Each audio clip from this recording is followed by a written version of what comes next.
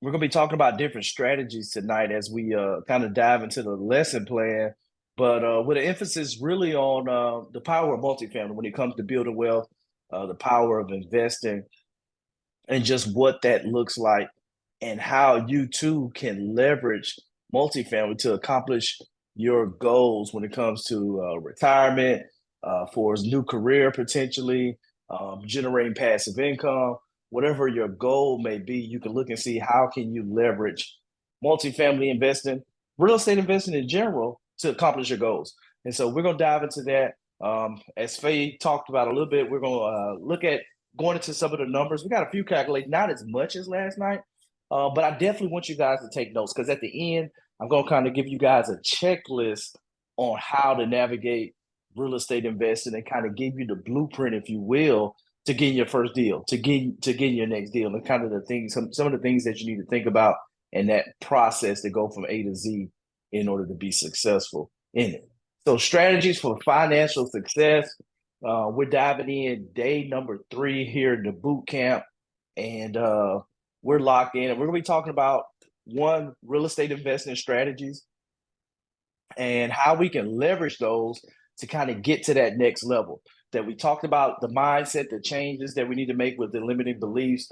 We went into the different phases of real estate when you start looking at the different cycles, and understanding where you are. One of the things that just came out yesterday, and was watching some content on it today, that inflation for 2 periods in a row has increased, unfortunately. And so that's one of the things that we've been tracking, is inflation is a little bit stickier than what a lot of people were thinking. And so now that we see the actual trend has started going in the wrong direction. And so we'll see if that's going to drive future rate increases, where interest rates are going to continue to go up above where they are right now, hovering around 7%. But we understand that recessions are where millionaires are made. If you look like the last recession in '08, that it made a lot of millionaires and a lot of billionaires as well too. And so that's what we want to understand and look at when it comes to the metrics that we're looking at, everything that's happening in the economy, but how we can leverage that to move forward. And so we talk about the real estate strategies, but also how to manage risk, how to mitigate risk, how to embrace the journey, and what does that look like as you continue to go through. And so one of the things that I just wanted to kind of see where people are, see what everybody's kind of thinking. What do you think for as investment? What's the right property for you? It could be single family. I started single family. Um, right now, the majority of the portfolio is multifamily.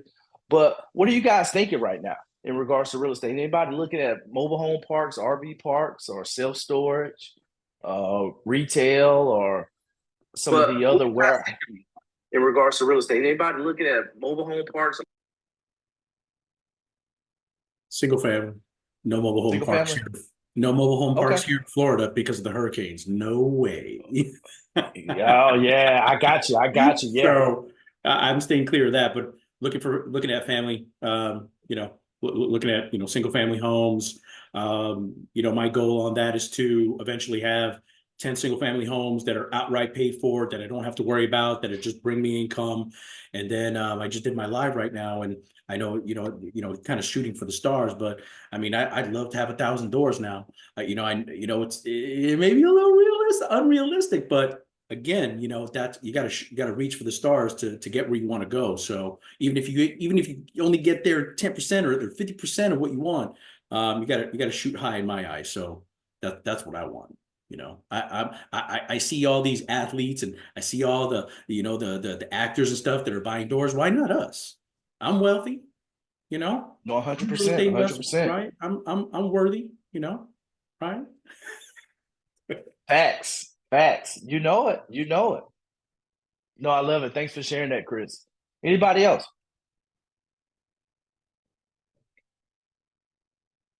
Well, cool. That's the thing. It's all up to you. You have an unlimited buffet, if you will, in front of you that you can pick and choose. You can have this, for maybe 1 or 2 years, and you evolve into something else. It's dynamic, and so that's the thing that we got to figure out is just understand that you have to make a decision. And once you make that decision, it's up to you to move out with the execution. And so we're gonna dive into that and kind of go through. Make sure Faye already kind of gave you the public announcement. Grab your calculator, your worksheets. I know you guys are ready. But choosing your target. And one of the things I want you guys to, one that you got to up front, you got to know is know your market. We talked about some of the metrics last night, following the population growth, understanding where the jobs are going in the market, and just understanding those supply and demand trends that we have. Where are the interest rates? We talked a little about that. Inflation is sticky. The Federal Reserve is probably going to have to increase the federal funds rate in order to slow down, because the economy is going so strong right now that they're going to have to continue to increase rates in order to slow down the economy. And looking at those economic indicators. So know your market. Understanding your investment goals. Are you a short-term profit maximization? So that's fix and flip. You're looking to go in, buy an asset, add value, sell it extremely quick, and make a short-term profit. Or are you looking, kind of like what Chris talked about, hey, he wants to have those units, he wants to have them completely paid off, and then eventually go to larger amount of doors. He's looking to build long-term wealth with that accumulation of assets. Or you may just be strictly looking at, hey, how can I generate as much passive income as possible? Or, for a lot of people, like, hey, I want to generate enough passive income to cover my monthly expenses and kind of start from there. And so now you just got to understand where your investment goals lie in regards to the assets that you're looking to accumulate. And so that's the big one, because right now, if you're 60 years old, your investment goals are going to look different than someone that's 20 years old. And so being realistic, understanding where you are with your investment goals are going to help you get clarity on the next steps that you need to be taking. Now, that leads right directly into your risk tolerance, because if you're older, you're near retirement, where you need your nest egg, your investments, and that passive income, you're probably not going to be doing a whole lot of high risk investing compared to someone that's just starting out, that's in their 20s, 30s. They're going to be looking at a little bit, they're going to be able to push the envelope a little bit more and maybe take some more risky bets. But you got to understand the tolerance of risk and identify what's the best strategy for you. What's your access to capital? Do you have a lot of money saved up for property acquisition, your renovations, your ongoing expenses?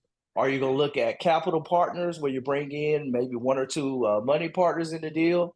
Maybe you're going to look at, hey, get hard money lenders as a form of debt that you can bring in for the acquisitions and the renovations. And so you just want to look at what do you have access to? And it doesn't always have to be in your bank account or in your retirement account. That it may be another individual or maybe another institution where you can get that access to that capital to get the deal done. Your time horizon. We talked about kind of the ages of, just different investors depending on where you are right now in your investment life cycle. But you want to look at the timeline that, hey, are you looking for short-term gains or long-term wealth? And just understanding your horizon for investments and that period that you're looking to hold on to it and own it is going to kind of drive how you execute your strategy and the asset classes that you're going to look at trying to invest into.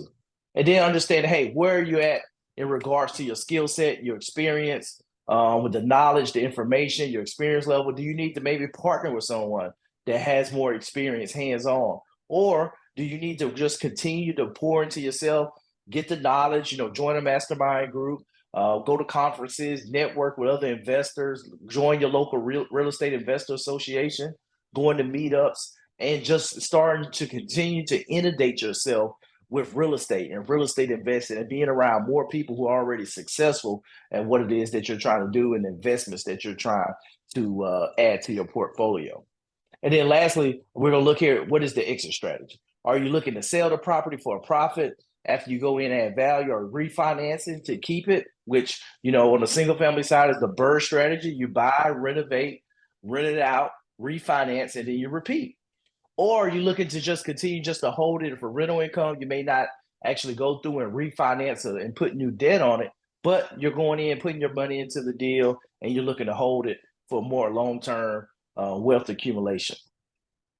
And then, of course, we got the regulatory considerations. You want to look at your tax implications, zoning regulations, if you're going to have to get permits. When you start looking to new development, new construction, what are the laws there that govern real estate for tenants and landlords, owners? And just understanding just the regulatory considerations. We talked about that last night, that mostly Republican or red states are more landlord friendly compared to more Democratic states or more tenant or resident friendly. And so you just kind of got to know how things are swayed in the area that you're looking to invest so you can be an informed investor with whatever area that you're going to look to invest in. And then you want to understand, how can I scale this up? Kind of like what Chris was alluding to. He said, hey, I'm 1,000 units. So like, okay, how does that scale up? Do I want to have 1,000 single family homes, or do I want to have 10 100 unit apartment complexes? It's different ways to get you there. And so one that take a lot more time if you're talking about 1,000 transactions, and the other one you're talking about only 10 transactions. And so now you just look at it like, okay, how does this asset scale to help me meet my goals in the allotted time that I have? Whereas that, hey, if I got 40 years to do 1,000 transactions, yeah, it's doable. But if you only got 10, you want to get there in 10, 15 years or 5 years. It's like, can you really do 1,000 single family transactions in that short amount of time? And so though thinking all those things through it simultaneously, now you start to see your strategy start to formulate when you start taking these bits and pieces, these different individual objectives, and you bring them all together and kind of look at them in totality, and you can move forward. All right, so exploring some of those different those options. What did you say, Faye? Chris is like, no, not gonna do 1,000 single family. Yeah, it's a lot of work. It's a lot of work. So some of those strategies that's out there that you have access to. So buy and hold strategy, where you just go outright purchase the property and you're looking to hold it for an extended period of time and bring in that passive income each month. Some of the things we talked about last night, you want to probably focus on like growing neighborhoods, where we see, hey, new schools coming in. You see the trends where you have with the different jobs coming in, your population growth. So you probably want to be in that path of progress going forward into the future. And you want to also, you're going to be looking for that appreciation, that icing on the cake over time as well. And so that's where you're just tapping into all four of those primary areas that we love with real estate: the tax advantages, the debt pay down from the residents, the monthly cash flow, and then that appreciation long term. And so, looking at this, that the median existing home price, we talked about that last night, it rose 15% from January 2021 to January 2023, which is great for those who own assets and own property during that time period. So here's our first example. So if you purchase a rental property in a growing neighborhood for $250,000, over the next 5 years, the property appreciates by 25%, reaching a value of $312,500. Additionally, you earn $1,500 per month in rental income, totaling $90,000 over 5 years. After deducting the expenses and mortgage payments, your total gains from this investment amount to $152,500. So over that 5 year period, between cash flow and appreciation, you made $152,500. Not too bad. So the fix and flip strategy. So basically, you're buying ugly houses, you're fixing them up, and then you're selling them for a profit. And it's usually under a year. And whenever you own a piece of real estate for less than a year, the IRS views that as ordinary income because it wasn't owned more than a year. They don't view it as an investment. And so that's the thing you got to know with that fix and flip strategy. Like we talked about, it's like, okay, what are the regulatory implications with the taxes with this strategy? And so that's one of the big ones that you want to take into account. But you buy this rundown property, you invest in the renovations, then you sell it for a profit in 6 months, and you increase the value. And so this is one of the big ones here that just kind of talked about. In 2022, that the average fix and flip profit was $71,000. Could you do something with an extra $71,000 if you just flip one house a year? That's a pretty nice number. But the thing with that you need to understand is just there's a lot of work and process underneath that when you start unpacking, being able to do the due diligence, find the property, find the contractors to come in, manage the project, having the capital to close on it, having the capital for the renovation, having the capital for the closing costs, and then, being able to sell it for the right price that you underwrote it for. Like you have all those things that have to execute in order to achieve that over that 6-month period. So there's a lot to it, even though it's kind of simple, but at the same time, it's not. And one of the things that if you're fixing, flipping, and you're flipping houses like we talked about over the median sales price in your area, it's going to be a little bit tough because right now we see that those properties that are over the median sales price, they're staying on the market a lot longer. They're not moving as fast. And so you're having to sit on those holding costs for a longer period of time. But you want to plan for that in advance, whereas that now you have that budgeted, those holding costs. And now if it sits on the market 9 months, you're prepared. And it's not getting to the point where it's like, okay, I'm scrambling, trying to bring everything together in order to cover those costs while you're waiting for the property to sell. So here's an example here. So buying down a rundown property, $100K, after investing $50,000 in renovations and holding costs, you can sell the property for $200,000. So your total gains from that flip would be $50,000 after deducting the renovation expenses and the transaction costs.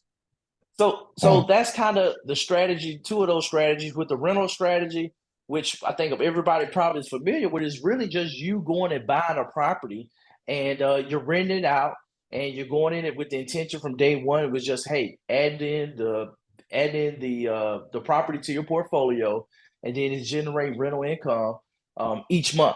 And a subset of that is going to be passive income, your cash flow. That's after you pay your expenses that you're going to bring in. So right now, was it from 2021 to 2022? The average rent in the U.S. increased by 8.5%.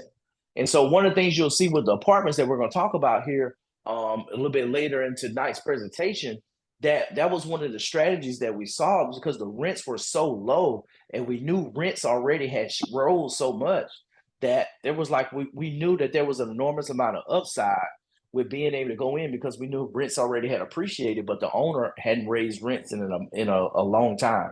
And with some of the units that we knew that the property was it was built under a low income tax credit program, so LITEC, LITC, and it just came out. And so now we knew that the property was eligible where you could eventually over time raise the rents up to bring them up to market rate. And so having that information and just knowing where rents are, and then knowing that there's no new multifamily construction anywhere in the entire city, when we're looking at Montgomery, we knew that there wasn't going to be new, a whole lot of competition coming online anytime soon that would kind of jeopardize our business plan. So here we have a 4-unit at $800,000. The monthly rent per unit is $2,200, and for a total of $8,800 in monthly income, or $105,600 per year. So for a 5-year period, that adds up to about $528,000. And so when you go through kind of how we did with the other rental property, you take out all your taxes, management fees, and maintenance, that your total gains from the rental income amounted to about $159,000 over that 5-year period. And so this is the power of real estate. And I really love this one. One for veterans, because guess what? You can buy a 4-unit with your VA loan with 100% financing. So you could get into an asset like this with no money down out of pocket. And then for those who aren't veterans, you have the FHA program where you could get into an asset like this with only 3.5% down. And back in March of this year, the conventional, I think it was Fannie Mae, with conventional loans, now you're only required to put 5% down and get into a 4-unit property with a conventional loan product, because it's all still considered residential. And so this is one of the greatest ways to build wealth, is to be able to buy a duplex, triplex, or fourplex, live in one of the units for at least a year, and become an instant landlord. And you can get into these assets with a low amount of money down. And so this is like one of the best strategies to kind of get started, just because the entry cost is so low. Would you just save it up enough to 3.5% or 5%, or in veterans, in case of my veterans, no money down, to be able to get into a 4-unit complex and becoming an instant landlord. So this right here is a great strategy. Johnny. Yeah. Hey, for the veteran. Hey, Donnell. Hey, Donnell from Detroit. Hey, for the veteran. So I'm a veteran, you're a veteran. So are you saying the VA loan can be used for a commercial purpose? I thought only for residential, like single family. Yeah, so 4 units, triplexes and duplexes are still considered residential. You don't get into the commercial space until you get to 5 units. Oh, okay. Yeah. Oh, wow. Okay. Got it. Okay. Good deal. Yep. I have Yep. a follow-up. Most definitely. So Johnny, you Okay. said 100% can be financed. Does that So, include Yep. renovations and everything? So usually you're not gonna have a whole lot of renovations. So I've used the VA loan to buy foreclosures that needed like paint. mm, None of them needed a roof replacement, but like you mm, can buy a house like with bad carpet, ugly paint, old appliances, like all that stuff. That's fine. They'll let you buy a property that's like, as long as there's like no major issues with mhm, like you need the HVAC system has to work. You can't have like mm, foundation issues. You mhm. can't have like a old roof, things like that, that they're gonna call out. But other than that, like if it's just old and out of date and need updating, they don't really care. It'll still qualify. I'm getting Wow. excited. I know we're gonna talk about more of this on Friday, but Yeah. Don and Al and I were just getting ahead. Yeah. Yep. Yep. All Hey, right. hey Wow. Johnny, is there a cap on the amount of units for that FHA? Like you said, you mentioned a 5, but can you go up to like a 10 or more? So it's capped at 4. No, that's a great question. So it is Mm, capped at 4 because 4 is the limit when it comes to being qualified as residential. Okay. mm, mm. All right, We have gotcha. a lot of four units in Detroit. A lot of 4-unit properties. Yep. So and that's the thing that with that it's a great option because you live in it 1 year. The requirement Mm, usually is just to live in it 1 year in one of the units. Then you can rent that unit out, mhm, and then from there you go ahead. You can look at however you want to do it. Look at doing the deal again, using a different loan product. But now you just have that behind you. You have that mm. portfolio started already, and now you're Yeah. just moving into you can move into your next deal. Okay. Okay. So I'm going to look into that for sure. Yep. Nope. Yeah, it's a great program. And then yeah, let me know whatever questions you got. with the FHA too, you have to the house has to appraise for purchase price, I believe. So it's gonna be hard to Mm, find something that needs a lot of work done to it and get an FHA mm. loan with it. Yep, that's true. That's true. Yeah, you still got the appraisal in there for the loan value. So it can't be too busted up. Okay. Yeah. Yep. And so I was gonna show one of the videos, this video here, just kind of show you guys at work. Well, I'm gonna kind of fast forward a little bit through it. Yeah, that's what's up right there. Okay. Mm-hmm.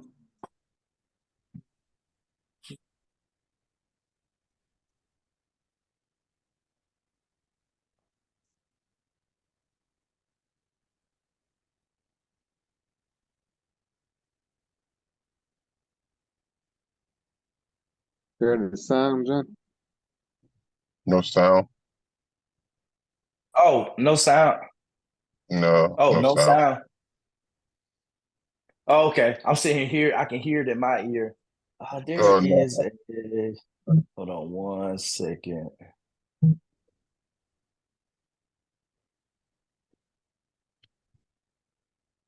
Stop sharing and then share with sound, share again, and then you click on the share with sound button.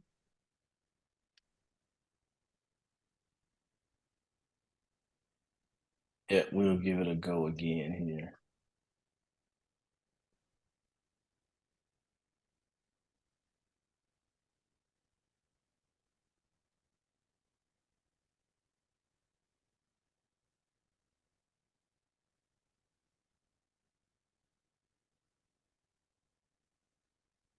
I lose my presentation.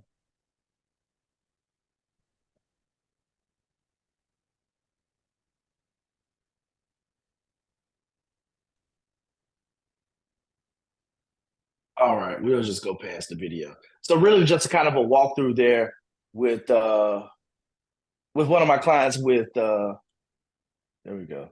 I don't know if it's gonna play Faye. With Henry Scott, but just really walking through his project and kind of showing that whole process. Can you guys see my slides? Nope. No, No, not not yet. now. Oh, here we go. Share Share. screen. There we go. Okay. No, No, not yet. not Oh, yet. share. There we go. Share sound. Here we go.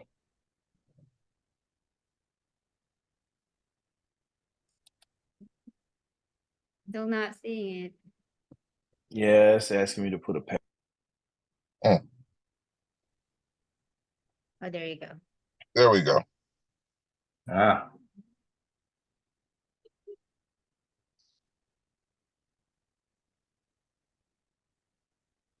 In a few minutes, I might start, doing a little bit of a commercial break here.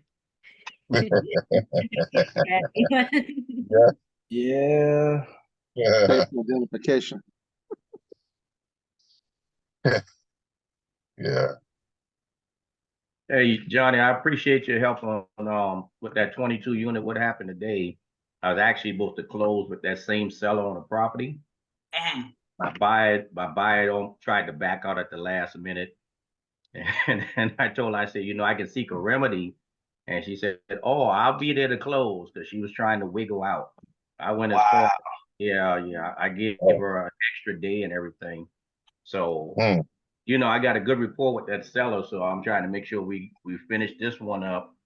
And then I got to actually help her with deed of distribution, because she still has her deceased father on those units. Gotcha. Okay. So I'm going through that process. So I'm trying to keep that good rapport, but this Yeah. buyer screwed me up. Yeah, no, that's the thing when you have like multiple people in the transaction that you hope people keep their word and follow through. Yeah, boy. Mm. Yeah, I'm trying to make sure all my buyers have I do, what is it, proof of funds now, Mm-hmm.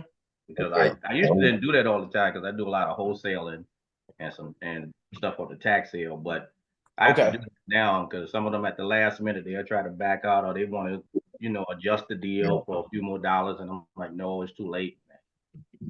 Yeah. Okay. So, Yep. For sure. And madam, what I'm gonna do, I'm gonna drop this video in the Facebook group so you guys can check it out after for the sake of time. Yeah. And Johnny, I had something to say. The house that you're showing in that video, mhm. I don't know. For instance, that's a single family. Yes, that was a single family, Augusta, Georgia. I'm going to tell you something. Being a real estate agent here in Michigan, Mm-hmm. that kind of house, for instance, say if you rented it to a family, you're probably charging them $1,200-$1,400 a month or something like that. Okay. If you rent it to a group home agency, you can get $3,600 a month. Triple whatever you would get from just a single family in there. Yep. For wow. sure. I was gonna That's run one of my by you. goals. Funny you should say that. I had someone reach out to me that just got a contract to house, I guess newly released.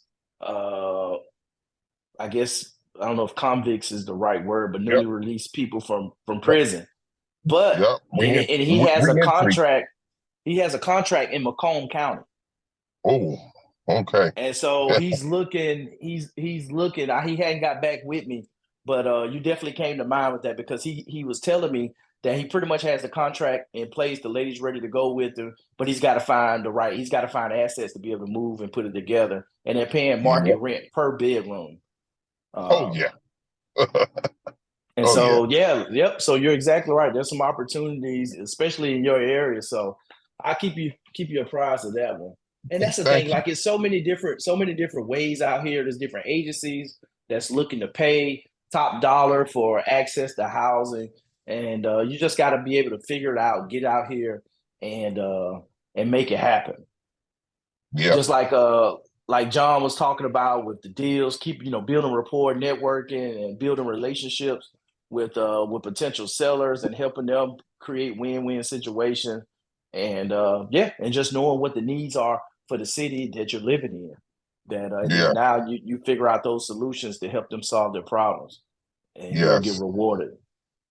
So now we're gonna kind of dive into the framework, the process Make sure you guys are kind of taking notes along the way. But really, this kind of came through when we were doing our counterterrorism missions. During my first deployment, one of the things that we did, we looked at how we could do. We would find whoever our target was. We would fix on them, understand where they are, watch them for a few hours, and then we would send in the real scruffy looking dudes in the middle of the night to go in and to do whatever they need to do to finish them out. And so kind of was going through that find, fix, finish. It's like, okay, how do we go through it, and how can I apply this to real estate? And so I came up with the find, finance, fix, finish. We put the finance piece in there because that's an intricate part of it. We're going through, but essentially we need to find the asset, we need to find the deal, we need to put the financing around it, whether we're going to do some seller financing, bridge debt, traditional loan from the bank or credit union, or if we're going to bring in hard money lenders, or are we going to raise private money, or we're going to be the bank and we're going to let them go in and we're going to take over the existing mortgage. And then after that, we're going to fix it up. We're going to execute the business plan. We're going to add value. And then we're going to finish it depending on our exit strategy. We're going to sell it. We're going to refinance, or we're going to just keep it and keep moving along. So 8100 Kid Street, this was my first step, because guess what? We talked about those billionaires that's in real estate yesterday. I've shared with you guys my experience and other real estate investors' experience. It all starts with one deal. It always starts with your first deal. That first step. A marathon starts with the first step. And so this was that first fix and flip property for us back in 2015. It was an online auction, Bank of America foreclosure outside of Washington, D.C. And it was a leap of faith. That had never done a fix and flip project up until this point. We had just used our VA loan, had bought 3 different properties, had bought a $25,000 house down in Birmingham that was a rental property. And then we had bought a $6,400 house off auction in Panama, and not in Panama City, but in Birmingham as well. And after that, we were like, okay, let's do this where we are here and just go ahead and start doing it as a business. And we dived in head first with 8100 Kid Street with this property here. And it was a process. This inspection report almost gave me a heart attack. After going through, we had done the renovations, had updated, we had put over $70,000 into the property. It had a pool. And I'm telling you guys, like, okay, I had never been hands-on with any of this stuff, but I knew it was like, okay, I need to hire the right people. I need to manage the project, and we'll get through it. But even with that, there was still stuff that I had no clue of what they were doing. You had stuff where they did replace like rock, because the property had sat for like years, and the sump pump didn't have power, so the sump pump wasn't working. And so it was black mold or lower level. We had demoed all that out. But some of the wood on that level, as you can see here, that they never replaced. They didn't, and it was the original wood still in there that had deteriorated, had rotted. And the home inspector went in there and found it all and some. And so we ended up working through and getting it all done. The buyer did back out, thank God. And we pressed through and got all the punch lists done after probably about another $4,000 of work. And we were able to get this deal done and move on to the next one. And so that was some of the pictures there. Kind of talked about, this was kind of a rambler style. So the kitchen was on the lower level there. And we went in, replaced that. That was the pool demo. We spent about $15,000 on the pool. And it was a successful project. To this day, it's probably up until the townhouse that we have coming up that we bought for $30,000, and we're gonna probably end up putting about $75,000 in it here. That's gonna start here in a couple of weeks. It's taking us probably about 4 or 5 months to get the permits. It's gonna probably be just as extensive of this that we did back in 2015. That because this taught me, it was like, hey, that as the Navy SEALs say, slow is fast, and I forgot, slow is fast and slow is good. But the big thing is you don't want to go with speed. And for me, this taught me that, hey, cosmetic flips, where you go in, you paint, you do the flooring, you replace some kitchen cabinets, appliances, and then you get in, you get out, you sell it, and you're done. That you want to have to go in. That the properties that we've done since then that had pools, I demoed the pools. I paid $7,500, fill in the pool. I'm like, I'm not even doing it because it didn't really add value. And it's like, if I spend $30,000 on the pool, you can fill in the hole for $7,500. And so things like that you learn along the way. that you find your niche and you get really, really laser focused on how you want to do, what type of projects that you want to do.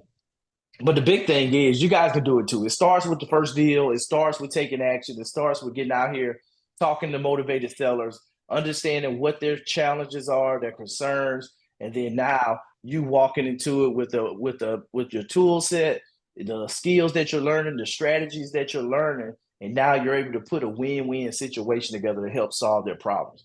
And so one of the things that really stuck out to me when I got started my real estate investing journey was just how wealthy people, how rich people, how they focus on buying time. They don't necessarily focus on what the cost of something is, but they're always talking about how to protect their time. And so that was one of the things, even though I didn't necessarily have a mentor, it was like, okay, just being around certain people that you knew were successful and you seeing how they operate, the questions that they're asking, and they're really focused on systems and protecting their time, that it was something that you always kind of wondered. I always knew it's like, okay, it's something to this. And the more I read, the more I studied and realized, I was like, okay, yeah, that's it. That's it. It's like, it's not about making more money. It's about being able to take the money that you have and buy back your time and buy back the ability to not have to spend your time doing certain things that's not going to give you a high ROI. We talked about that return on investment last night in regards to the property, but also you got to think about what's the return on your investment with your time. The time that you're investing in certain things, it's like, okay, are you getting a high return on your investment by doing these activities? And then if not, then you probably shouldn't be doing those. And so that's one of the things that kind of drove me to the Millionaire Success Framework. And so this framework is all based on finding success. That we're talking about real estate investing this week, but it's really anything in life that you want to be successful at. That if you approach it from a perspective of execution, education, and the conviction that it's going to drive you to being successful at it. And so starting with that conviction, that one, you got to have that strong desire. As it's time, we know what a conviction, having a strong conviction with something, having that strong desire. What's your why? Why are you doing it? Why real estate? For me, it was, I knew that, I made the decision, with my wife that she was going to stay at home and we were going to, be able to have her there with the kids. And so we lost half of the income that was coming in. But, the conviction for me is like, hey, I want to take care of my family. I don't want to have to take a step back in regards to the things that we do, the traveling, everything else, the lifestyle that we want to live. So guess what? Real estate was that vehicle to do that. We're starting that fix and flip company and doing that and starting that first deal. And so I had an extremely strong desire to be successful at it and to do it. And so the second side of that was setting bigger goals. And we just talked about it. Chris talked about having 1,000 units. That you setting those big audacious goals. You're setting those goals to where is that you can see in the future what it is that you want to achieve. Drop in the chat right now, you guys, or somebody can come off mute. Kind of share what's that kind of big audacious goal, and I would definitely love to see. Has it changed since this week with that? Because I just want to kind of see where people are thinking to understand kind of the goals that you're having, and what you guys are thinking about trying to do. Well, one of my goals is to go from wholesaling and buying through the tax sale to ultimately I want to do community development. I want to be able to build communities because I come across land all the time and different things like that. And that's my long-term goal, to be a full developer where I can go in, take 10, 20 acres and just build. Nice. Yeah, that's the goal. Okay. For sure. No, I love it. I love it. And it's definitely doable. And I think the next step now is like, okay, let's find a developer in your local area that you can kind of ride their coattail, kind of get the process, see how they go through with allocating everything in regards to the pre-construction work, the lending, the money side, how they get the finance and all that stuff, to make that much more straightforward for you. No, I love it. I love it. Anyone else want to share? Talking big goals. Well, one of my goals, I I got 3 granddaughters. The age is 18 months, 5 years old, and 6 years old. Okay. And I want to leave them an apartment, multi-unit apartment building. And they want to name each one of the buildings going to be their first name, if I can rename the building. So that's what I want to actually leave for them. And I'm at 58 years old right now. So I figure by the time I get, I want to say 5 years from now, each one of them will have their own apartment building in there with their name, you know. All right. And trust, with a trust to it. So that's my whole goal, leave something for a generation behind me and teach them also financial literacy. Like, this is financial literacy month. I just heard on the radio here in Michigan that they're making teachers in Michigan take financial class to teach to the students. Just now. They don't even know how to, I don't know if people know what a balanced checkbook is, but that's what we had to do growing up. My mother taught me how to balance a checkbook. They just do it on the phone now, I guess, but they don't even know how to write a check. People don't even know what a check looks like, you know, so at me, you know. So I want to leave my granddaughters a legacy so they can say, hey, my granddaddy thought about me, you know, and whatever they want to do with the property, you know, they'll be grown by then, but that's when it'll be turned over to them. Yep. But I already know you're going to bring them up the right way. They're going to know what to do with it. Yeah, for sure. I'll stick with y'all. Let's go. No, I love it. And that's what it's all about. Because when it gets tough, when you have setbacks, you remember on why you're doing it and what those long-term goals are, and it makes it all worthwhile going through the adversity and the challenges that you face. And then that you know, all that goes into what's your big burning why. And those are great examples. For me, it's my family, the time freedom, being able to provide and leave that legacy, that generational wealth to help them where that they don't have to work as hard as I did, or, you know, those that came before me, my parents, my grandparents, and continue to take that baton and just carry it forward. Yeah. But going to the next one, so that's conviction. The next part is education. Having a live mentor, like that was one of the things that really, you know, kind of going through, getting out the mud, you know, bootstrapping yourself, that was kind of almost like a badge of honor that, you know, I would like to wear, like, hey, I'm doing it all by myself and I'm figuring it out. But it was like, okay, there's such an easier way, you know, if I had somebody in my circle, if I knew somebody else that was already successful in real estate investing, knew somebody that had owned apartments 15 years ago, 20 years ago, it's like, okay, what would have everything looking back, what would it look like now? And so being able to find someone that's already traveled that journey, that's got 20, 30 years your senior, or maybe it might even be someone that's younger than you that just has more experience than you, that can help you and show you the ropes in regards to the journey and the path that you're going, that they've already maybe went down. So having that mentorship, but then being able to consume on different books, podcasts, audio books when you're driving to work, while you're hanging out at the field, you know, with your children, or going to seminars, whatever it may be, the local meetups, just where you continue to get that education. Because there has always been an emphasis on like the traditional college route, 4 or 5 year college.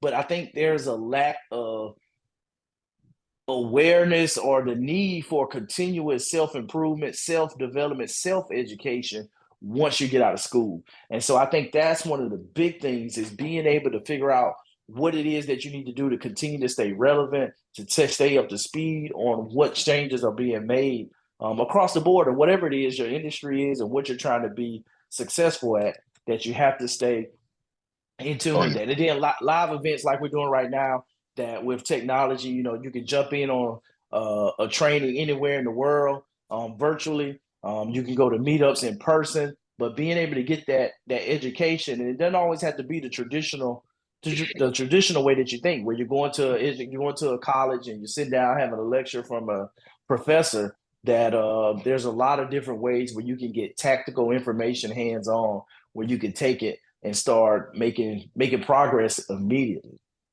And then execution. So the execution, this is where the rubber meets the road with changing the habits, because guess what? If you change your habits, you'll change your life. If you're looking, if you're looking to lose weight, if you change your diet habits, you're gonna see an impact.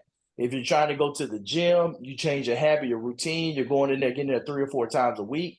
Hey, over time, you're gonna see improvements. The same thing with real estate. If you start educating yourself, you start underwriting deals every day. If you're making at least 2 offers a week, guess what? After 52 weeks, it's highly likely that you're going to have a deal. You're going to probably have a deal or two under contract that you've been able to close. But it's changing those habits in regards to what we're doing, underwriting deals, networking, getting out there and actually putting offers in. If you make that a habit with looking on the market, looking at your buy box every day, it could be just like 10, 15 minutes. You're looking at deals. You're going to see your marketing out every other week, and you're building that habit, and you're setting your schedule. Because guess what? If I see your schedule, when I look at your schedule, that it's going to show me your priorities. I say that again. If I see your schedule, it's going to show me your priorities. Like if you go look at my schedule right now, that's something that I learned, that it has everything on it, from the family time, the kind of the date night, whether we're going to just watch a movie and relax at the house, or practice, and then it has all the other meetings with work as well too. Whereas that now your time is planned, that what should be going on, and now you can protect your time to focus on those things that you need to, and you can time block and focus in on it and execute. Because a lot of times, because if you don't have a plan, then everything else is going to come up and it's going to get in the way, and it's going to start chipping away at your time constantly. And next thing you know, it's going to be 5 o'clock and you hadn't got anything done.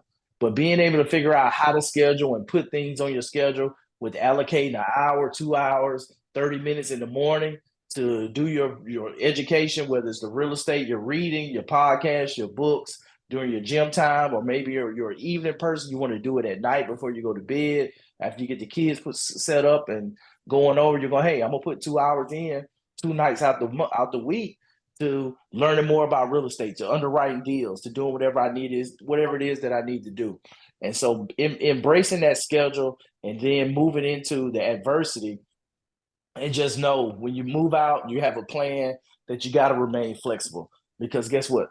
Things are going to happen, things are going to shift, and you got to be able to adjust on the fly. And so when you bring all this together for success, this is what it looks like. Information plus action times repetition is going to bring you success in anything that you're doing. That having the right information, you taking action on it, actually implementing it, and then just doing it over and over again, that routine, that repetition, is going to bring you success, and that consistency. And that's the thing that you just got to realize, that that's what it takes. And you look at, use the analogy like NBA players like Steph Curry, and all the 3-point shots that he shot in order to be able to be in the league and at the level that he is, to be able to hit 4 out of 10 and shoot 40% from the 3-point line, that's made him the best shooter ever. And he only hits 4 out of 10. So that's the thing that you got to realize and get out of your own way. You don't have to be perfect. That if you everything that you're doing, if you're doing good enough and you're showing up consistently, that's going to be good enough. And so that's the thing that we got to realize and understand, that success is not perfection. Success is just getting the right information, taking action, and showing up day in and day out, whether we want to or not. Safeguarding your investment. So risk. So looking at risk, rule number 1 is never lose money. Then rule number 2 is never forget rule number 1. That you want to focus in on making sound investments. And going in, that one of the things that people don't realize is, as real estate investors, we make money when we buy real estate. We don't make money when we sell. Because guess what? If you don't buy at the right price and you're looking to sell in a short amount of time, then you could lose money. And so that's why it behooves us to make sure we know what we're doing and we understand the risk. So market risk. So fluctuation in property values, rental income due to economic changes. So your market risk, that you can have property value changes, a recession. We see a lot of foreclosures. People start losing their jobs. Then, yeah, that can have an impact on your rental income, your vacancy rate, and just the overall property values if you have a lot of foreclosures or anything like that that's happening all at one time. So during a recession, property values may drop 10 to 20%. Property specific risk, so damage, so hurricanes, hazards, floods, zoning changes. Those are risky events. That's why we get insurance, just because the covers in case something like that happens, or the tenant leaves food in the oven and they go outside and then it catches on fire, or something like that. That you just have a risk for damage from certain things like that. Yep, flood prone area. Cost of repairs 5,000 to 50,000 severity, and so that's why we have insurance on our property. And so one of the things, I know somebody had talked about no mobile homes in Florida with Chris. That one of the things that I saw with Hurricane Michael when we were there, that a lot of people that own the trailer parks, that the trailer homes, because they're not considered homes, that they're just considered personal property, that as they get older and go down in value, that it's extremely expensive to insure them. And so the majority of the mobile home parks, those trailer homes, they didn't have insurance on those properties. When that hurricane came through and completely wiped out a lot of those parks, they were left holding the bag because it was too expensive. They didn't have insurance on the property, so it was a complete loss. So that was just something, a potential risk with owning it, that they had great cash flow, but they were kind of at risk because they couldn't afford to have insurance, just because the costs were inhibitive. And I can't even imagine what they would have to pay now if it was too expensive before the hurricane. I know now where insurance in Florida is, that it would just be ludicrous. And here, just talk about higher interest rates and increase in mortgage payments, just how that impacts and reduces cash flow. And so that's a big one, with changes with taxes and with your insurance, that can impact your cash flow, and it's an expense that you just have to pay. Legal regulatory risk, compliance issue, disputes with tenants leading to legal problems, breaking zoning laws, something like that. That's a potential risk that you have to manage. But there's strategies to reduce your risk. And as an investor, that's your job across any investment is to manage risk. And so diversification. So to diversify from like flooding, hurricanes, type of storms, those things, you invest in different types of properties in different type of areas to diversify.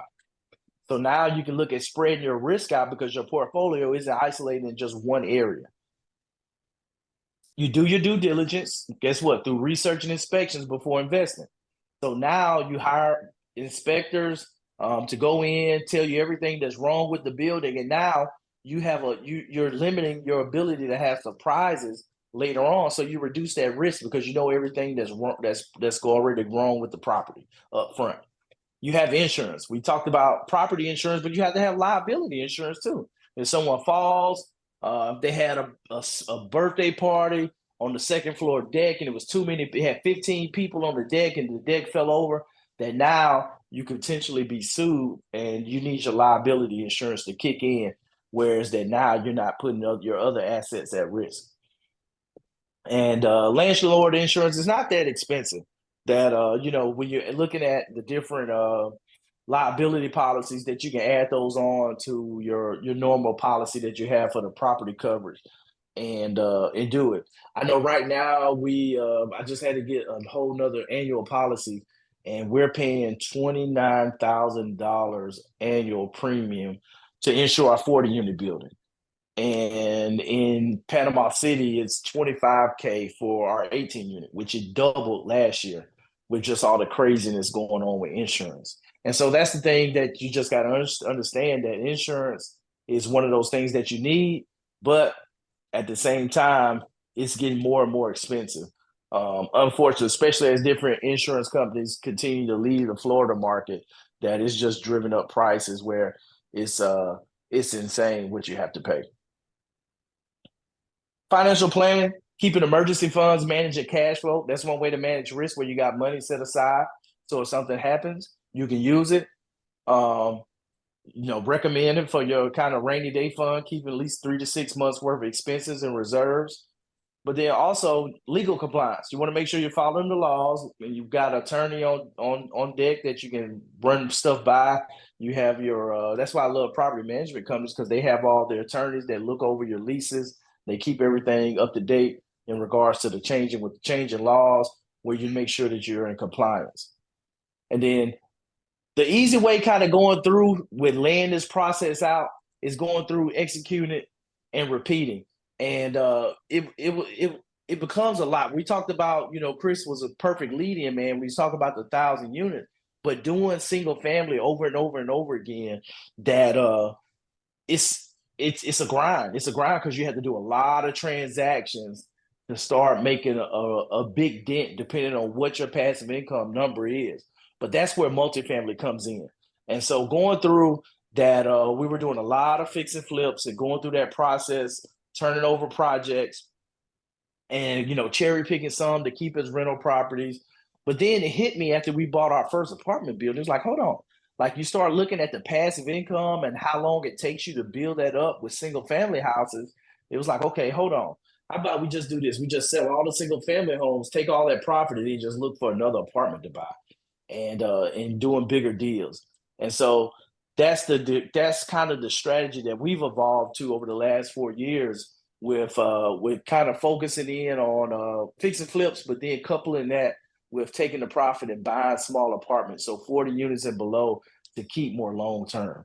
And it's become more efficient. It's faster. I would say the management is easier, but I proved that to be wrong over the last probably last 6 months, with firing 2 different property management companies for one of the projects. But getting the right team and having the right team in place, that now it's definitely a much easier way and a faster way to build wealth, hands down.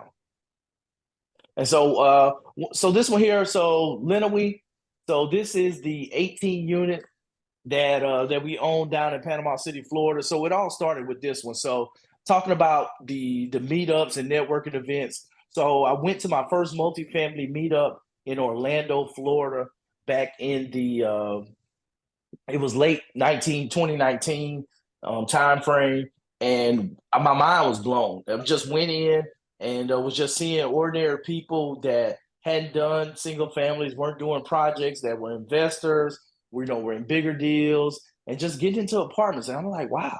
I'm like, so you can actually buy apartments. You don't have to have all these millions of dollars in cash in order to do deals. And I was just mind blown. And so after the event, I was, I was infatuated with it, and I was getting ready for an appraisal for my duplex, and it was on a commercial lot. And so I was looking at the MLS and on online, and went and looked at the commercial properties, and I ran across this 18 unit that had been on the market a little bit over 90 days, and they were asking 1.35 million for it. So I reached out to the broker.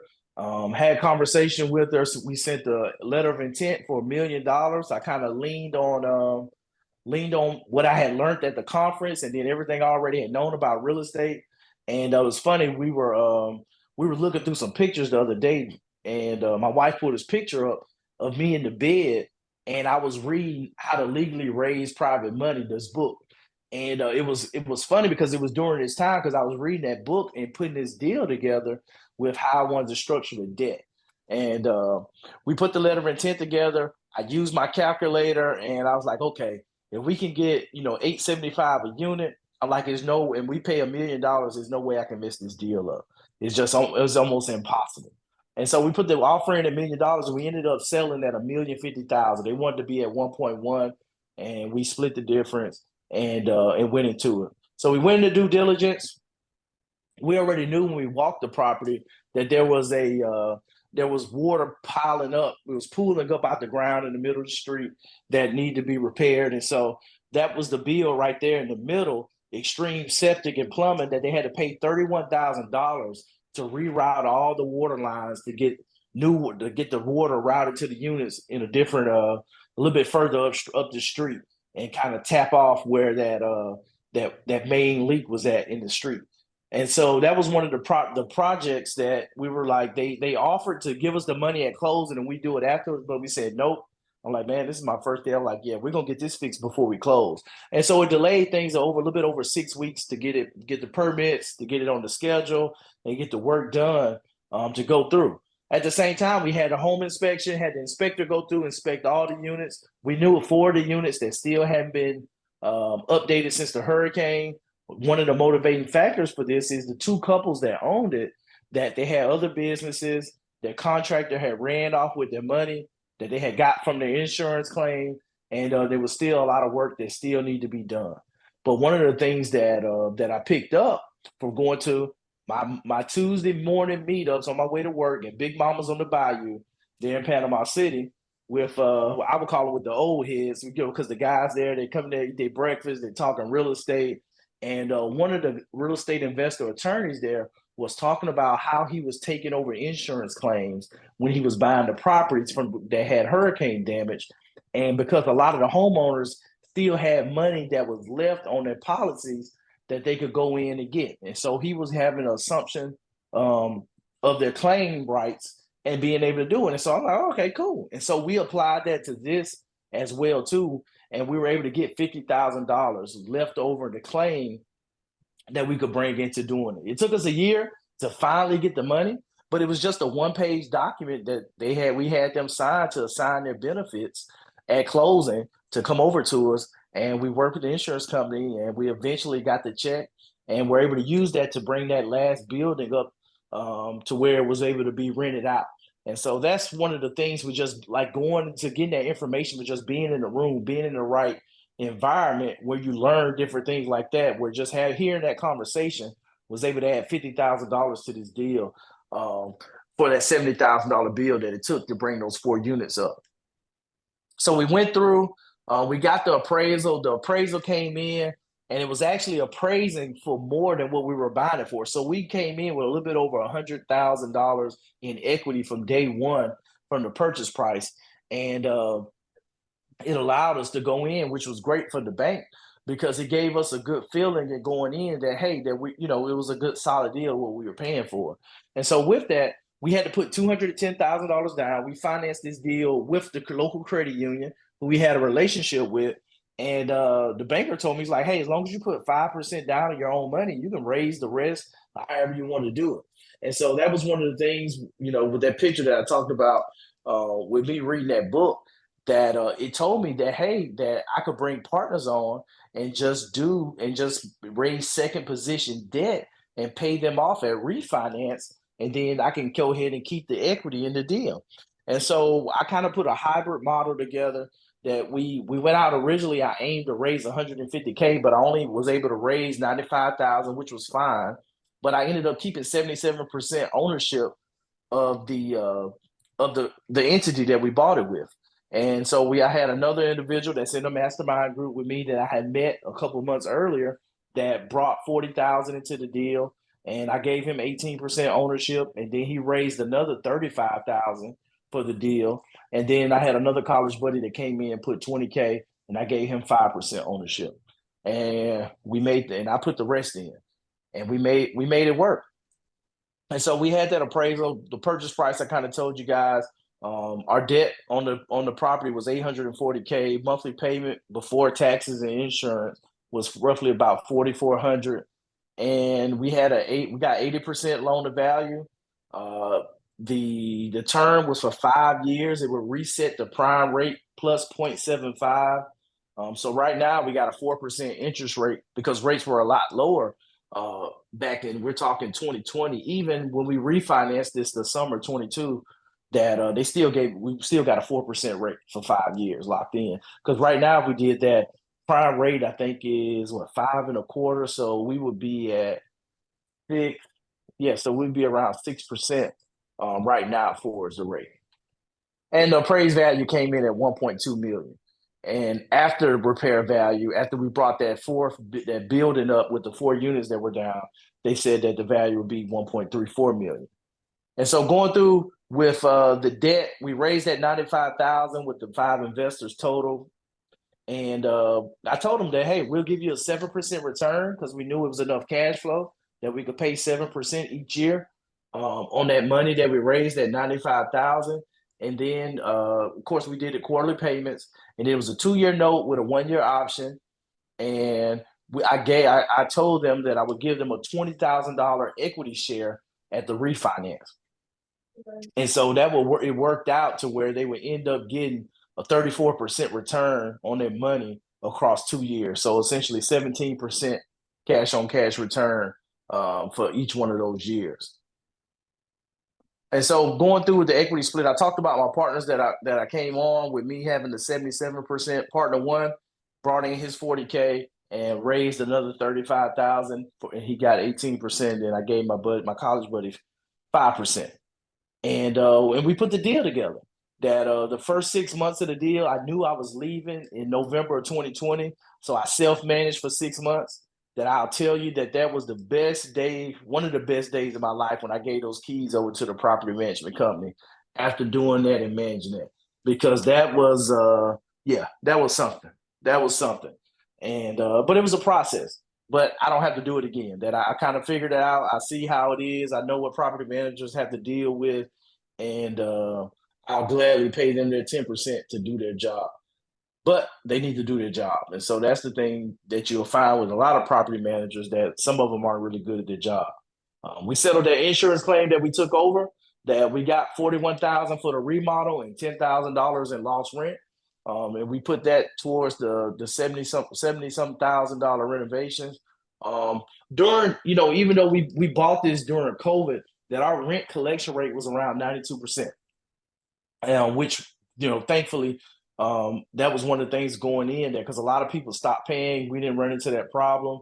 And one of the things that we did to kind of hedge that bet was working with Section 8, with being able to provide housing to not affordable housing, but being able to work with Section 8 to take Section 8 vouchers, because we knew that was guaranteed money from the government. And if we had some residents to stop paying, we know that we at least have a contingent of capital that was coming in where we could still pay all our expenses. Cost segregation study that, and I talked about that a little bit last night, that we had $186K in depreciation the first year. We remodeled those 4 down units, and and that's the sign there on property. And then my 2 little ones, they're a little bit smaller than they are today back then, because like we talked about, that's what this is. This is family business, and that's the depreciation schedule right there, that $186K. And so one of the things here that they had the non-depreciable land, they had the land value of $84,000, the building $779K. You see that 27.5 years. So allocated 81% of the purchase price was for the building. And then that 5-year property, and then the 15-year property, that we were able to accelerate those and pull those forward to that first year, that $186K. And then, so 2 years later, was the refinance. And we talked about, we were going to give the investors $20K on the refi. And so we were able to refinance, and the appraised value, instead of the $1.35 million, just with all the foolishness and everything we talked about, the appreciation with COVID, that the property value came back in at $1.76 million 2 years later, after we bought it for $1,050,000. And so we were able to increase the loan amount roughly around $438,000. Was the loan increasing. So now it went from $840,000 to $1.2 million for the debt that we had on the property, and about $7,800 when you add in the taxes and insurance, with the monthly cash flow around $5K. And so and the thing is, like, after we paid the investors back that $95,000 plus the $20,000, and then the closing cost, that is roughly $309K left, 100% tax free, that we split based off the ownership. So 77%, we actually put 50K back towards reserves, and then we split the rest based off the ownership of the company, for the split that we have. And from there, it's like, okay, what do you do next? And now that's the thing that you focus on. It's like, okay, we look at doing more deals there in the future in regards to continue to grow the money. Oh, and I'm gonna drop that video too. That's just a walkthrough video with one of the units there in Montgomery. But one of the things that I figured out after going through and doing that deal is like, okay, how do I keep going to the next level? How do I put this together and grow and do more deals? And so that's the thing that we realized, that it was like, okay, now how do we take this to the next level? Then over the last 4 years, we're being able to do more deals, partner with my clients, with Reggie, with the deals in Montgomery, with a 40 unit there, 24 unit, a 12 unit, most recently December of 23, from one of the same owners. We were able to buy the 20 unit there. in that area, and kind of combine and bring all those together in order to do those deals. Whereas that now you start looking at the 40 unit apartment that we used I guess you could say it's not necessarily conventional, but a bridge loan for this to go in and buy this asset that we closed in November 22 at 48,000 a door. The rents were a lot lower, and the market rent for one bedrooms in that area is 850, 950. And being able to improve the project and go through. And so this was one that we bought then, and we're looking to combine all these together and look at refinance in the July timeframe. And then also you had for us, it was a 12 unit. And so the funny thing with that story, that the 40 unit was found from a wholesaler who had who didn't have the deal under contract, but had put a whole operating agreement together and everything for the deal, and was shopping the deal around and never even had it under contract, had never even talked to the owner. And so after seeing the deal, inquired about it, and it became apparent that the person didn't really know about the property and they didn't have it under contract, but we really liked the property. And so we ended up having a realtor that we had worked with in the past to reach out to the owner and see if they were interested in selling. And lo and behold, they were interested in selling. And we put the deal together, and even before we closed the deal, that it was another owner who shared property management with that same guy that owned 3 other complexes, that said, hey, it's a good time for me to sell too. And I'm tired of, being a landlord. I'm in my 80s and I'm ready to sell as well. And so he said, hey, if you buy this 12 unit from me at 55,000 a door, then I'll owner finance my 24 and 20 unit 100%, and you can get those too. And so I was like, that we can definitely give you 55,000 a door for that unit.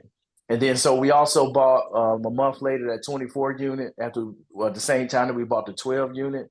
And we closed on the 20 unit. It was a little bit more complex because he had a private equity fund that owned a minority stake in the deal, and they didn't want to be along for the ride with the seller financing for 2 years. And so it took some things to kind of get that worked out. But it took us a year, but we closed in December of this past year, 2023, and got that in place. And and just going through and executing the business plan to make it happen. And so that's the process that you go through. It's never you have your business plan, you have it all laid out, but guess what? It very rarely does it just go smooth sailing as you expected. But it's a process, and it takes sacrifice. It takes you being able to be creative, figuring out how to get from A to B. And sometimes most times it's not a straight line. And I think the biggest thing is like, one, being resilient, being resourceful, and being able to understand that whatever it is that's coming through that you're having to deal with, is knowing that you have the skill set, or who you can reach out to that can help you get over the hump, that can help you get past the situation. And so I think that's one of the biggest things that I have seen just with going through and understanding just the changes that happen with real estate, but then also just the process of going through and having people in your circle in the same rooms that you're in, when you're not going through it by yourself. Because I'll tell you that one of the things that going through that was very, very lonely. Those first 5-6 years, up until the last 2 or 3 years, just because I was just going through by myself. I didn't have a community. I wasn't part of a group. I didn't have a mentor, and was just kind of figuring it out as you go. Thankfully, I was real studious. I do project management for the military. And so I didn't make a whole lot of stupid mistakes, but there's a lot of stuff that I could have done a whole lot better if I had known. But guess what? You don't know what you don't know. And so that's one of the things that really just kind of pushed me. It was like, okay, how do I get more information, and how do I get the information before I actually need it? And so, but the things that done right, that the delayed gratification, being able to take and reinvest in the business, reinvest for long-term wealth, that if you take care of business and move forward with it, then you will reap the benefits long-term. And but it all starts with that first deal, taking that step of action. That Steve Harvey says that, hey, you got to jump off the cliff and you got to build your parachute while you're falling. That you're never going to have the 100% solution, You're never gonna have 100% confidence that it's gonna happen, and you're never gonna have all the information that you need to make a decision. And despite that, you have to move forward and do something and take action and take those risks and manage those risks. And like in the military, saying you gotta lean on your training, but know that hey, you've been trained and you're ready to go, and you got what it takes to see the mission through. So with that, make sure I want you guys to kind of get your paper and pad out, and I'm gonna kind of take you through the 10 steps for the checklist to kind of go through just what you need to look at in order to get the deal done, to kind of start going through the deal process. And so the goal with this is like having this kind of information, this checklist is going to help you save time and energy, and hopefully from making those mistakes. But it's really just a framework, a game plan to kind of go through and kind of keep top of mind, put it beside your desk or something. And as you're going through and making decisions, kind of think through like, okay, have I checked all this off the box to make sure I'm good? So one, you got to define your investment goals. So figure out, hey, what's your financial objectives? Are you looking to generate long-term income? The wealth accumulation? Are you trying to just diversify from stocks and bonds? But figure out what's your goal. What are you doing? What's your long-term goal? And get clarity on that, because that's going to drive a lot of the other decisions that you're going to make. It could be 3 years, 5 years, 10 years, or it could be 6 months. But figure out what your investment goal is. And then from there, you're going to move into understanding where you are right now financially, because that's one of the big things that you need to realize is that not necessarily you always have to have some skin in the game, but you need to, one, understand from your monthly income, how much of it are you going to dedicate to investing? How much money do you have access to? Can you go to the bank and get loans? Can you raise money? What's your potential borrowing capacity? Where are the resources at? Do you have money in your retirement account, savings account, a CD, or you're gonna raise capital? But kind of think through across the spectrum, where are you at from a financial standpoint? Where's the capital that you're gonna use to bring into these deals? Just where is that now? You understand, and now you're not looking. And you get a deal, and then you're trying to go through and understand where step two is like, okay, well, where I have this money at? Or who do I know this money is? Like, you need to know this up front. And so kind of sitting down and understanding this is going to kind of help you know where you're at, and then how much property that you'll be able to buy. Step three, we talked about it a little bit already. Educate yourself. Learn about the different real estate investments, the market trends, the strategies that's out there. Dedicate the time on your schedule to continue to consume the information, however you learn, whether it's, you learn from videos, audio, or, reading, whatever it is. Just figure out what it is that you like to do and how you like to learn, and double down on it. Research the markets and property. We talked a little bit about that last night, but step 4, you want to understand your market. You want to look at, hey, where's the job growth? Where's the population growth? And then where's the future rental demand? And guess what? You want to be in that path of progress. And so one of the things that you can do, you can look at 5 potential markets. If you don't know where you want to invest, maybe you want to invest in your backyard, maybe not. But you want to look at some of those metrics that we talked about last night. You want to look at the vacancy rate, the median home prices, the rental rates, and then sales prices, and kind of understand where you are and what side of town that you may potentially want to invest in. And a lot of times we call that having your buy box, where you're really clear on your asset class, the square footage or the number of bedrooms, baths, the zip code, the age, the side of town, all that information, it drives where you get clarity, where when you have something that meets your criteria, you know it just like this, because you're crystal clear on what it is you're looking for. And so you kind of set that up as your buy box. And going in after you set that criteria, that you have the location, the property type, and your expected return on investment as well too, and couple all that with your risk tolerance when you start looking at the right deals and understanding. Because like one of the things, like I don't buy in war zones, I don't buy in high crime areas, and that's one thing. So if I see a deal there, I'm like, oh, it's automatic. I'm not a candidate for it, because that's not part of my criteria.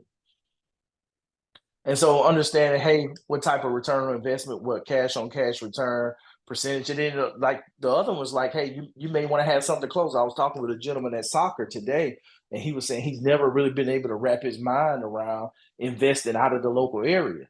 and how people do it. And so I kind of broke down that process. But some people may want to just, hey, you want to be within a 30-minute or 1 hour drive um, as you start off. And or you want to make sure that you have local employers as well too that are in the areas that you're buying. And so, hey, if it's a new Amazon factory or plant or warehouse, it's like, hey, I want to be within 30 minutes of that because I know all those workers that's coming in there, they got to have somewhere to stay. And so things like that, you can help you define your buy box. Number 6, build your network. I can't say this one enough that it's not how, it's who. It's not how to do something, it's who. Who can help you do it? And being able to connect with more real estate professionals, agents, lenders, contractors, other investors, all that's going to lend itself to you being more successful and being able to obtain your goals. And so you can look at different goals that you want to set in this space. But hey, attend one local real estate networking event per month. You want to get really aggressive, you're in the, in the right, and you're in a nice size market, you could do this every week. That I know people that they had actually scaled back because they were just doing too much online and they had got out of balance where they were doing all these networking events, but they weren't underwriting deals. They weren't making offers and these other things, but they were just networking to be networking. So you want to make sure you keep a good, healthy balance and that it's all feeding into you being successful to hit your overall goal. You want to do your due diligence, do your inspections, do your research on potential properties, looking at the condition of the property, the rental history, and then you want to analyze the neighborhood. One of the things I tell my clients is you want to be somewhere with the median income in your zip code between $40,000 and $70,000. Whereas that the data shows that if there's less than $40,000 for the median income, then it's a higher proximity for more increased delinquency and higher turnover rates in those areas, which lend to higher expenses. So you want to be somewhere in that sweet spot that kind of is found to be 40 to 70,000 when you start looking at median income for your area. And when you start looking at your property inspections, you want definitely, because you don't have to, the thing is, there's other professionals. You don't have to be an attorney, you can hire one. So you don't have to know all the legal jargon. You don't have to be a contractor. You can hire a really good contractor. You can hire a property inspector. So you don't need to know everything it is about property. And so that's one of the things when you talk about due diligence, that you definitely want to leverage your inspectors, your rental history, because you want to do due diligence on the physical property, but you want to do a financial due diligence too, with being able to look at the records for the property, the expense reports for the last year, the profit and loss statement for the property. Whereas that now you're doing that due diligence from there too, to make sure that all the data is accurate that's been presented to you. Secure multiple financing options. This one's big because you want to have the deal, but you want to make sure you have the money to go with the deal. So you want to have traditional mortgages, private lenders, partnerships. We talked about, seller financing, hard money lenders, just different ways, raising private money. So all those are different financing options that you want to kind of think about up front before you get into the deal, where it's that you can align everything and you're ready to go when it presents itself. And this is one with for is having at least 3 mortgage lenders that you want to have pre-approvals with. Whereas that you want to have multiple lenders, just because if something happens and somebody loan products change or they make a change in how they do business, that you don't want to be left kind of hanging out there and starting to try to go build a new loan relationship with another lender in the middle of a deal. Step 9, negotiate close deals. You want to go through and negotiate your terms, the closing costs and how that's going to be allocated and paid. And just based off what you find in your due diligence, you may have to lower the price. And so just being able to go through that whole process in order to get the deal done, that there's going to be sometimes you're going to have concessions, just like I talked about, where the owner had to pay $31K to fix the water issue that was going on. Or you may find deficiencies with the roof or, deferred maintenance that they're going to have to allocate money at closing to give to you just because they weren't able to remedy those issues. And then after you close and you go through that whole process, you want to manage and monitor your investments and make sure that you're doing the proper amount of property management and that you got professionals in your team that's managing your business, and you'll continue to focus on how you can grow your portfolio and continue to build your wealth while they're managing the day-to-day tasks. So those kind of the 10 steps laid out on how to get through. If you kind of think through those steps as you're going through, that's going to kind of help you cover your bases where you're not going to have anything to kind of fall through the cracks in regards to topics that you need to be thinking about as you're going through the process. So go through, definitely give me your feedback, what you think about for the checklist. If you guys think you're like, hey, we maybe missed something or kind of went over something, and you want to get a little bit more detail, definitely share that information. And yeah, and I would love to hear more from everybody in regards to like, hey, what are the goals? What are you thinking about real estate? Kind of for going into 2024. That it doesn't even have to be I want to get one property or one multifamily. Like, hey, I just want to start going to like one event because hey, I'm an introvert. I haven't been really getting out talking to people, and that's something that I really want to focus on and start working on. And so just figure out what it is for you because there's no wrong answer. But guess what? You got to figure out what's the right action that you need to start taking for you to be successful to get to where you want to be. And yeah, and I think that's it. Any questions? I hadn't looked at the chat. We got a couple of questions for you, Johnny. We can start with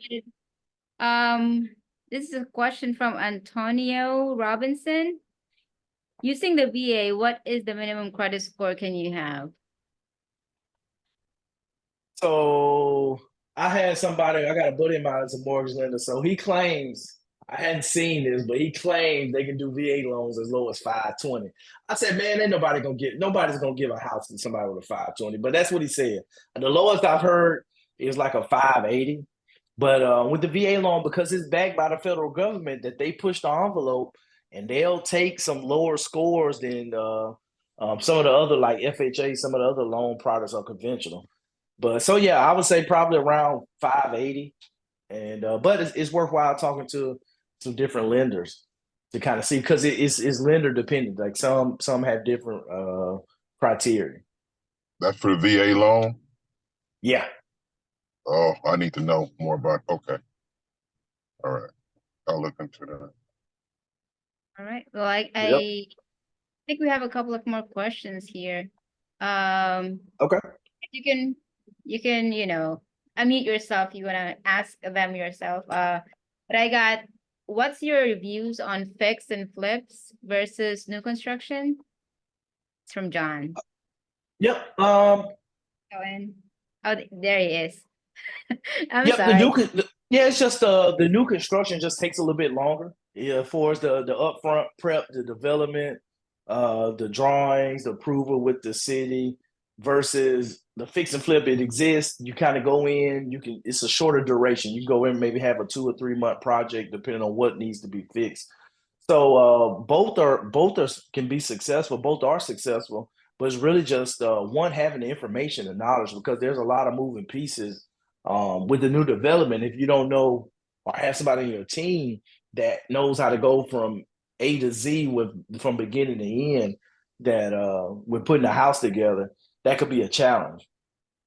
But yeah, so it really depends on your skill set and your overall goal with that. And because a lot of places you can get the land to build, but now it's like everybody doesn't know how to put it together. Because at the same time, it's hard to get fix and flip projects right now if you're not going direct to owner with marketing and things like that, with everything just kind of slowing down. So I think it's just different options, but it's really dives in on your skill set and what you feel comfortable doing and managing that risk. Because if you've never done it before, then it's probably going to be riskier on the new development side. Sure. Absolutely. I'm gonna let Megan ask this question. Megan, you're still here?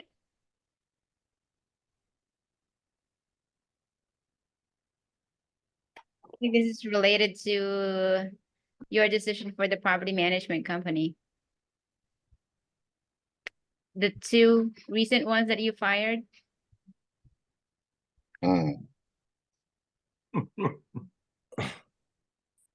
Okay. All right. We're gonna pass on that one. I completely missed. I think we've glitched or froze up. Okay. So is it okay? She's asking if the reasons why you actually had to fire those 2 property management companies? Oh, they suck. Oh, they suck. Mhm. Yeah, that's a whole hour session on itself. So the first one, it was crazy. So like the first one we went through, we interviewed them. They had over 5,000 units they managed between Georgia, Florida, and Alabama, and they said all the right things. They had the big team, but when they got in there, and one of the things that I lesson learned, kind of looking back on it, I should have looked at their footprint that they had in Montgomery, because they had the majority of the team in Atlanta, and it was just a hassle to get the people in Atlanta to empower the people in Montgomery, and then the staff in Montgomery wasn't even that big. And so that was one of the things kind of going back that we should have done. And I should have talked to one of the owners in Montgomery to hear his experience with the company, looking back on it. But yeah, communication was horrible. And they had the property manager managing our property, that she actually came from the property, and they hired her into their company because she was familiar with the property. And then they had her managing another 200 unit building in Montgomery. And so she was doing evictions at this property. It wasn't in the best neighborhood over there. And so she was constantly in court dealing with issues at this other property and totally neglecting our property. And so it just got to the point where like they weren't executing the business plan. Things were getting behind. And we were like, okay, fine. So we're going with a local company that has like local vendors, local contractors, everything in place. And so we went to company number 2, and we had looked at them originally, but they didn't have a lot of technology. Since then, they had got AppFolio, they had software, and they hired a new, younger property manager because they were a little bit on the older side in regards to like their staff. And so we did that, and it was going good, working through that process for a couple of months, and then the new property manager that was running our complex, she up and quit. They had a disagreement. Her and one of the ladies in the office, and the owner kind of talked to her real crazy, and she just up and quit, no notice, and there was no handoff with anybody else in the office, and it was a hot mess. And so 3 weeks later, we went to the company that we're with right now, who is a godsend, who's like all over it. Like, how the heck did we not end up with them in the first place? With everything. And but just the thing, you want to talk with more people and go through that process. So and like with the first one, was looking like they answered all the questions right. Probably should do a little bit more due diligence, talking to the investors in the local area that they work with, looking back on it. But it's all lessons learned and going through that process. And that's why if you don't have the right management, that it can kill a good deal, that you can mess up a good deal. And luckily we had a really good deal, and whereas that it still was something, where we could move forward, we could recover even with the incompetent management, and move out on it. So Okay, awesome. Sorry, I finally found my mic at least.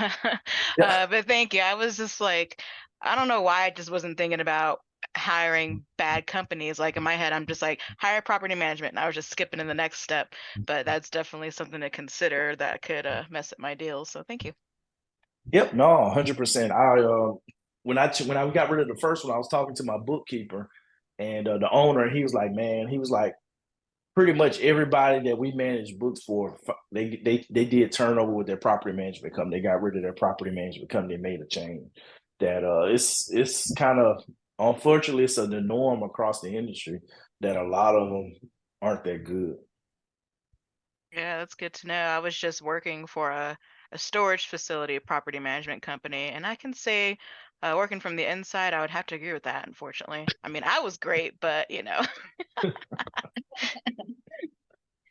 Awesome. There we go. Thanks, Megan. Can we Yeah, still thank you. for a few more questions? Johnny, everyone, you still good? Yeah. Okay, so got Leslie here. Leslie, I'm gonna ask this question for you, okay? I know you're doing something. Please discuss LLCs for property and strategy for virtual address for the LLC or trust. This is a great question, by the way. Yep, no, that is that. Yep, you can do a virtual address, so you don't have to use your home address, or you can do like a PO box address as well. to kind of set that up. And the same thing for your trust or whoever the trustee that you want to have to kind of be over your trust. You can kind of set that up where the biggest thing is you don't want to use your personal home address with that. So you have some flexibility with how you want to do it, kind of between the two. Yeah, but and so most of the times, like depending on the bank, so like with credit unions and hard money lenders, then most of them, if you're doing a investment property, they're only gonna lend to LLC. They won't lend to an individual.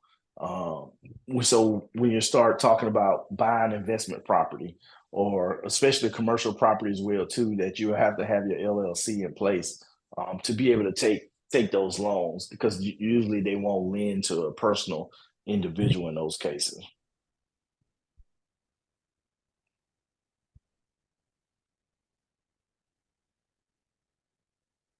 Okay. Like there's a related that. You want to ask that, Chris? Where's Chris? There it is. Go ahead. Yeah, go ahead. So it's a two-sided question. Does your LLC or trust own your properties? And my second question is in regards to raising funds, does it make sense, or have you bought lists of wealthy investors who you may be, be able to target, who are interested in funding your multifamily deals by just doing it over the phone, by just cranking out the calls, 200 calls a day, 150 calls a day until you get 30, 40, 50 people on the phone, and you do your presentation, you get funding.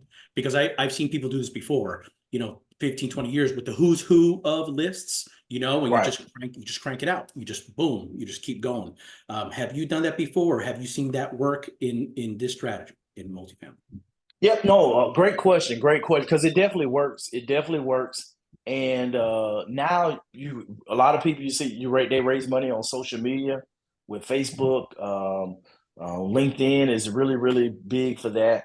With doing that, having meetups, having webinars online and webinars in person. Where in the past, you would see people would get they would rent a room at the hotel and would have something there, have an event like that. And you can still do in person stuff like that, because you could buy a list of people who have self-directed IRAs, things like that, where you can get lists of data or wealthy individuals that would be or that may have invested in syndications before, or that would have a high probability of investing in the deal just because they have the net worth.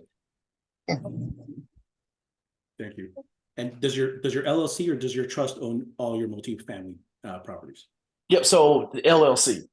So with having multiple individuals, so you would have the LLC is owned, and then now your ownership within the LLC can be owned by your trust, or it can be owned by another LLC that's owned by your trust. So it's some different ways on how you can partner in the deal, because with the apartment deals that I do, just because we're not looking to sell in the near term, that we don't do kind of like the traditional syndication model is you improve the property, then you sell it, everybody gets their money, and then you kind of go off and find the next deal. But you can look at doing like joint ventures where you personally or your LLC partners with other LLCs to form that entity, or with other trusts that form that entity. Wow, thank you. Appreciate that. Can I ask a question? I would like to know, in regards to codes with the NAICS, what is the best code to use when it comes to real estate? Whereas when you're putting the code down on paper, it's not looked upon real estate as a risk. Because I'm understanding that there's certain codes when it comes to real estate, when it comes to the NAIC, that will deter some companies from working with you. Yeah, no, great question. So normally I would look at something along the lines of like property management or consulting is one. Kind of those two are, I guess, not red flagged in regards to real estate investing per se. So if you want to look at something like potentially with consulting or with property management, that wouldn't necessarily be Because like if you do like construction, like real estate construction, or even if real estate investing with some of those codes, that would kind of trigger that. But usually you'll be fine with consulting and just kind of keeping it broad. Hey, you're doing property consulting or renovations and or renovation consulting with the properties, that you should be good. Thank you. Yep, no, that's a good question. Johnny, I got a quick question, if I could. You mentioned a book earlier about learning how to raise capital. Are you going to teach us in our mentor or a part of the boot camp how to raise capital, or can I get the book and go through it? And the second part is, can you do some of these on the subject to, and have you run into any deals where you can do subject to on a multifamily? Oh, that's a good question. No, 100%. Yeah, because the thing, so, and the cool thing is that mostly every commercial loan is assumable, where you can take over the existing debt. Huh. Yep. Wow, that's a game changer. Yep. So you definitely have that option with assuming the existing loans on multifamily deals. And the first question was a book for learning how to raise capital. The book. Yep. How to legally, you can drop it legally raise property capital. Yep. So I'll drop that in there, and then I'm actually going to upload some about 4 hours of content in the community for you guys to kind of dive into that, because that's a whole nother kind of walkthrough or mini course. We're going through that process, and I actually got some information on like how to put a presentation together and when you get in front of people and go through that process with raising the money. Yeah, I would love that. Hey, John, for sure. I got a question for you, Johnny. In terms of the what's your metrons for occupancy when you're looking at a property, looking to do an acquisition of that property, in terms of like the percentage of it being already occupied versus, let's say, under 50% on a lower end, but you know you're going to be able to get the money out eventually. So what's the weight you put that into that? As far as factors. Yep. So for me, like, if you got a vacant building, it could be considered, the bank will consider risky, but you can get a bridge loan. And for me, it's like, now you don't have to wait for people to move out and leases and everything. Then now you can go in and completely renovate and force appreciation in a short amount of time because you got less tenants. So if you're at 50%, occupancy, then now you got the other 50%. You can come in and immediately go in, add value, increase rents, get new people in, and start that process. So really, like, it's good to have cash flow coming in, but depending on your loan product, and because a lot of times, like with the bridge loans, they're going to give you the money to buy the deal, and they're going to give you all the money to do the renovations. So if you don't have anybody in your way that's living there, you can go in and start doing all those renovations, start leasing it up. And then, 6 months, you can have a 30 unit completely renovated. And now it's going from zero income coming in. If you got 30 units and it's $900 a door, now you got $27,000 coming in every month, where it was zero 6 months ago. So now you go in, you take that building that was worth, 25% of what it is now. And then, hey, if it's bringing in 27,000 and half of that, it goes to expenses. So you got about 14, 15K, and, a 7 cap, now you got like a $3 million building. Oh, with the number. So it just kind of depends. So there's opportunity, with the right loan product, that if it's completely vacant or if it's, 100% occupied, but there's opportunity to increase the rents over time, that it's just know it's going to take a little bit longer because you got to wait for the leases to end, or people that's on month to month, to where you can kind of start and kind of go into that transition period, but it's just going to take a little bit longer. Gotcha. Appreciate it, man. Yeah, no, that's a good one. We got 2 more questions for you, Johnny. So would you suggest starting with a single family for first buy, or multifamily or commercial, knowing what you know now? It depends on the individual. For me, definitely multifamily. But once again, it's all about like, hey, if you're leaving from Florida, you're going to California, that you can get there by car, you can get there by plane. But it's really how fast do you want to get there? And so that's the thing. Like with single family, you can get there if you're trying to get $5,000 of passive income. It's just going to take you longer to get there. But if you invest in multifamily, you can get there. It's just like being on an airplane. You can get there in 4 or 5 hours. And so it's just a kind of just your goals and understanding what it is that you want, and just understanding that, hey, it's just a vehicle. All real estate is a vehicle to get you to where you want to be, that time freedom, that passive income. And now you start looking at, okay, single family is going to get you there, but multifamily will probably get you there a lot faster. For sure. What's your take on buying just land? It's an opportunity, but you just got to figure out how you're going to leverage that land to create passive income. It's like, are you going to lease it out to somebody to park 18-wheelers on it, or what are you going to do with the land? Just like, how are you going to monetize it? How are you going to be able to create passive income from it? What's your strategy? Are you going to parse it out and prep it for new construction, then sell lots? So you just got to understand what's your strategy with buying the land and owning the land, or how you're going to monetize it as an investment. And what's the time frame? Is it a long-term play where you're going to own the land 10, 20 years, or and let it go up in value, or what? So it just kind of really depends on the investor and what their goal is.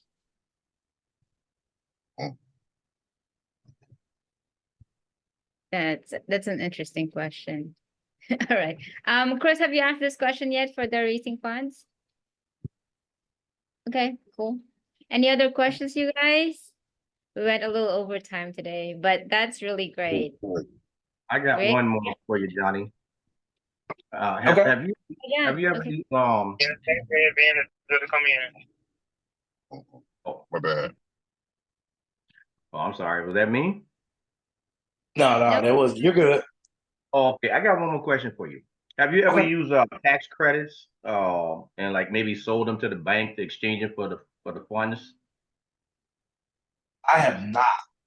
I have Okay. heard of leveraging the tax credits, doing that, but I have not done a deal where we monetize the tax credits like that. Okay. Because we have a lot of incentives in this area. It's a massive amount of people moving in the low country area of South Carolina. And so they're always Okay. talking about tax credits and utilizing tax credits. And I was listening to somebody, and they were talking about how they use the tax credits to be able to get like at least 40% of the deal. And so they would leverage the tax credits and then sell the tax credits to the bank for at least 40%, and then they can exchange that, because they got a Community Reinvestment Act. So the Yep. CRA, from the bank, so they got to use that to be able to get that money, and that's another way to bring that funding to the deal. And sometimes they could actually get more than 40%, but at least 40% of the deal. So I was just wondering if you ever used that, because I didn't know much about that. I just started finding out about it too. Okay. Yeah, no, I've heard about it, but I have not participated in any of those deals. But I think it's definitely worthwhile with building relationships and understanding those banks that's offering that, and have that available with kind of getting to know the process and kind of what kind of deals they're looking for, and just seeing if you can kind of mirror the two together.